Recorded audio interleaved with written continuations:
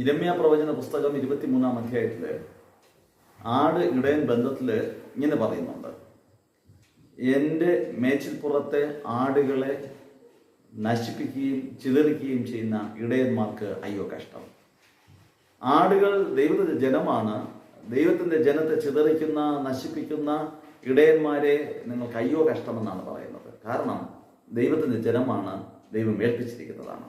ദൈവം ഏൽപ്പിച്ചിരിക്കുന്ന ദൈവത്തിന്റെ ജനത്തെ കരുതുവാൻ, അവരെ ശുശ്രൂഷിപ്പാൻ, അവർക്ക് ആവശ്യമായിരിക്കുന്ന പരിചരണം കൊടുക്കുവാൻ നമ്മെ കൊണ്ട് സാധിക്കണം.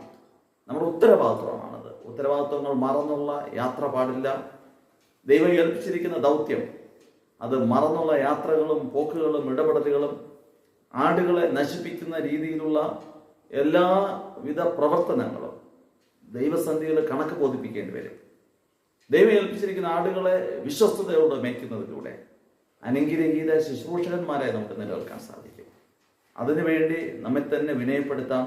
കർത്താവെ, എൻ്റെ ജീവിതം കൊണ്ട്, എൻ്റെ ശുശ്രൂഷകൾ കൊണ്ട്, എൻ്റെ ഇടപെടലുകൾ കൊണ്ട്, എൻ്റെ കുടുംബത്തിൽ ഏൽപ്പിച്ചിരിക്കുന്ന എൻ്റെ ആടുകളെ, എൻ്റെ സഭയിൽ ഏൽപ്പിച്ചിരിക്കുന്ന, എൻ്റെ സൺഡേ സ്കൂളിൽ, എൻ്റെ COF, എൻ്റെ ബാലക സഖ്യത്തിൽ, എൻ്റെ സ്ത്രീജന സഖ്യത്തിൽ ഞാൻ എവിടെയായിരിക്കുന്നു, അത് സ്കൂള്, കോളേജ്, ഇങ്ങനെ ഏത് പ്രവർത്തന മേഖലകളിലായാലും തൊഴിലിടങ്ങളിലായാലും നമ്മൾ ഏൽപ്പിച്ചിരിക്കുന്ന നമ്മുടെ ആടുകളെ പരിപാലിക്കുവാൻ നമുക്ക് സാധിക്കണം.